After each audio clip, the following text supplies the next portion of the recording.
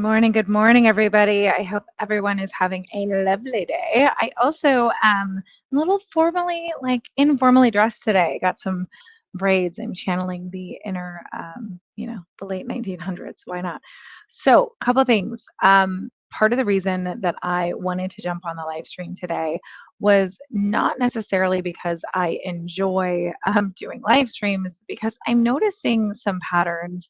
And I think that when it comes to pattern recognition and noticing what's happening, super important to just be able to share with you what I'm seeing, to say, hey, here's the data that is coming out, and quite frankly, like what is what's important, what's happening, why does it matter? And I think for a lot of people, they didn't even know that there was a big change in streaming with Facebook and third-party apps. So people who have built up their entire platforms around Facebook groups are starting to realize, wait a minute, I've got to change the way that I'm doing this. I've got to change the way that I am streaming into my groups. I've got to change this. And part of this is understanding the marketing funnel has changed. And it drives me bananas when I meet people and I meet clients and I, am in the world, as it is. And what I'm seeing is a lot of people are just so damn resistant to actually understanding that the buying path has changed. The buying path has changed. People are not buying in the same way that they used to. Part of that is a little bit of a shift around how Gen Z is purchasing and even millennials. But part of this is understanding what is the process and what has changed. What do you need to change in your marketing right now? If you don't know me, my name is Marissa Friedman. I'm a business and brand strategist. I can usually add 7 or 8 figures to someone's business without a ton of traditional ads and marketing. And part of that is just identifying what is going on in people's revenue streams. So I have about 10 minutes to bang this out and kind of show you what to do when your funnel is not funneling. Okay. And the reason that I called it that was very simply what I have seen and what I have noticed is there are a ton of people that continue to try to do what worked in 2016 to 2020. And folks, it's just not working. It doesn't make sense to spend $10,000 to $15,000 to get people to come to a free webinar where you have to have commission breath the entire webinar because you need to make that return on investment. So I want to give you some space to pause and think about what I'm saying.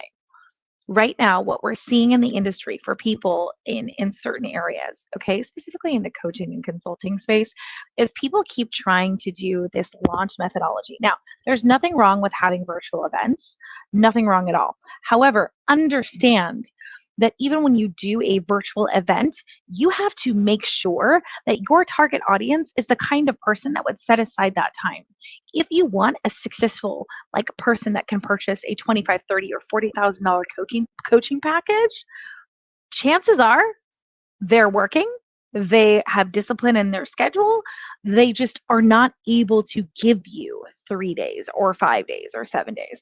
So what I want to do is share specifically what I am seeing with the marketing funnel so that you have an awareness and you can go, oh my God, this is what we're missing.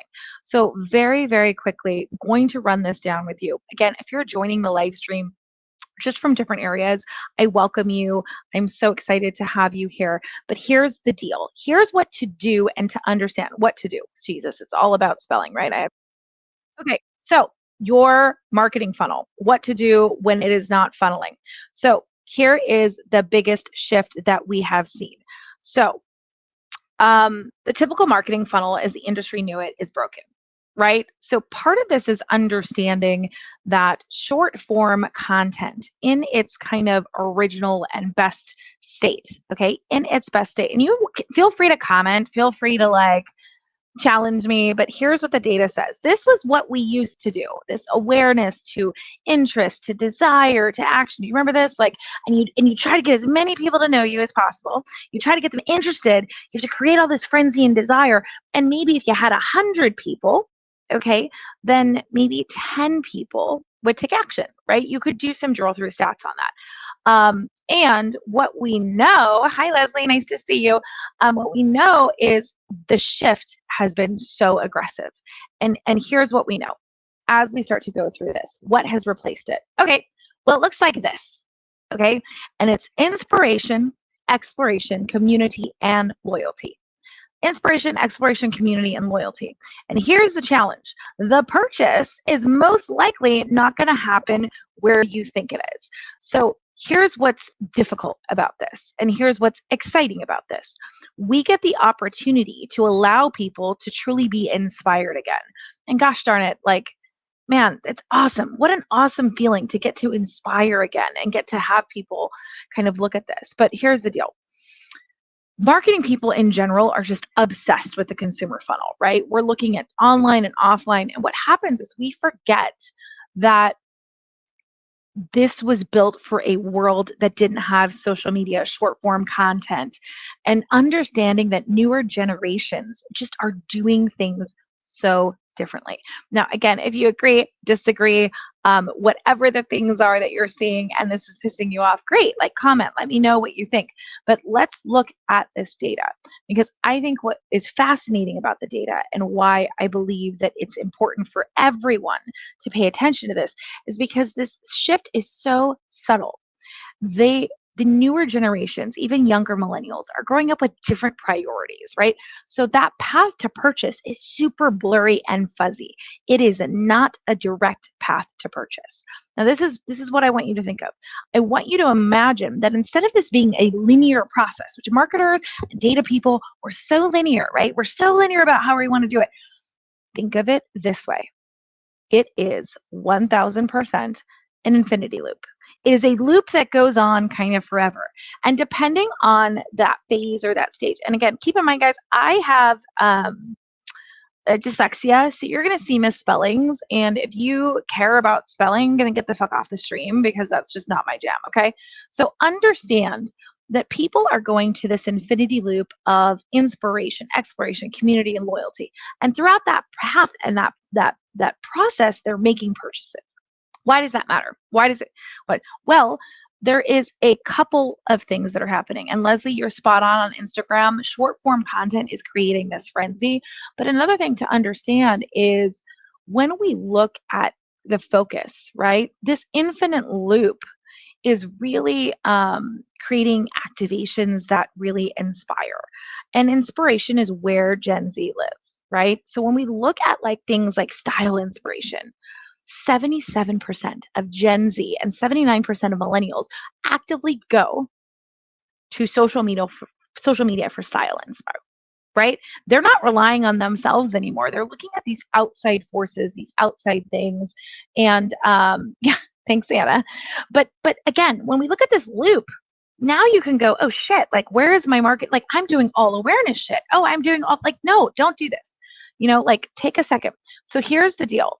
And this is where this is kind of for my marketers who are like, just show me the plan, show me the plan. Okay, so this is the key right here. This is what everyone fucking misses, and I don't understand why. It is the simplest thing to understand. People are only going to buy because of these reasons. I don't care what it is you sell: marketing, digital ads, SEO, health, wellness, fitness, coaching, consulting, high tech, high software, enterprise software.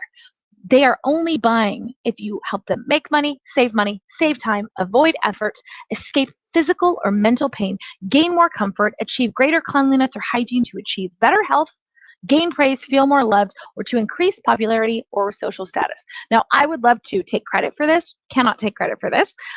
This is one of the books. I'm going to grab it really quick. I kind of carry, I jokingly say, my Bibles with me everywhere. And it's like my work Bible, Copywriting Secrets, okay? Guys made over $1 billion from copy. These are the reasons people buy. So take this exact framework, print it out for every client that you're working with, and highlight how many areas your offer, product, or service hits, okay? For example, if you are a coach, and you are helping people think bigger than they ever have before, and you're helping them because you've nailed in a process that allows them to do that. One thing you've helped them do is helped them save time. You've helped them avoid effort. Now, again, if you're coaching in the wellness space, right? I met with an amazing woman yesterday, Tracy Litt, right? When I look at that, she is helping people escape mental or physical pain. right? So she's probably hitting 8 out of 10 on these things. Look at how many of these you're hitting. Now, again, this is a friendly reminder why people buy. I can't change the data. I cannot change what is. This is just functionally the reason. So if I go back to that model, if I go back to that model of inspo, exploration, community, and loyalty, let's look at the gaps. Let's look at how do you inspire between when we're going from inspiration to exploration, what's the way to do that? How can we do that? Well, I don't know, case studies, success stories, community spotlights. Start sharing the inspo of why. And does this work for enterprise software? 1000%. Does this work for roofing? Uh-huh. Does it work for plumbing? Yes. Does it work for coaching? Yes. Does it work if you have a digital agency? Yes. So none of this is totally industry agnostic, okay? You can share that. And I hear this all the time from people. Well, I coach and I have NDAs and I have this. Like, me too, girl, me too. So here's what you say. We have been able to help Fortune 100 CEOs in the pharmaceutical industry do X, Y, and Z. You are able to frame these things in ways where you can generalize, but still highlight your expertise. So again, this is what's bridging some of the gaps between these two things. Now, when we go to the next phase and we're looking at what's the next phase of awareness, and again, why does it matter? Let's look at the gap between exploration and community, okay? What hits? How do you get someone from exploring to kind of joining in a community? How do you bridge that gap? Well, you can bridge that gap with a virtual event. You can bridge that gap with coaches that do onboarding calls. You can do that by starting a YouTube channel and working with an expert to make sure that your content is getting found. There's a ton of ways to bridge the gap, but most people, again, are focused on that old model of awareness. Guess what? People are actually, in some cases, less likely to trust you the more followers you have. What? Because they believe that you've paid for all that and they believe that you're not an expert. So here is the greatest opportunity of all time to do this. And I know what people are saying, oh, well, TikTok this and TikTok that. And this is like, you know where everyone's going? They're going to YouTube. Welcome to the world, right? So again, let's look at bridging that gap. And then the last piece is of like, how are we bridging the gap between community and loyalty? So yeah, there's membership and ways to do that. There's renewing people into different products or services. There's creating sponsorships where people who share your mission vision are complementary, not competitive. Look for conferences where you can be the needle, not the haystack. Okay, look for conferences where you can be the needle, not the haystack. Great example. Go to a conference that's industry specific that you want to speak in. Chances are there will not be any speakers booth. Be the only speakers booth in that conference, right? Plenty of HR conferences have tons of HR tech platforms and software, and they don't have the thought leaders.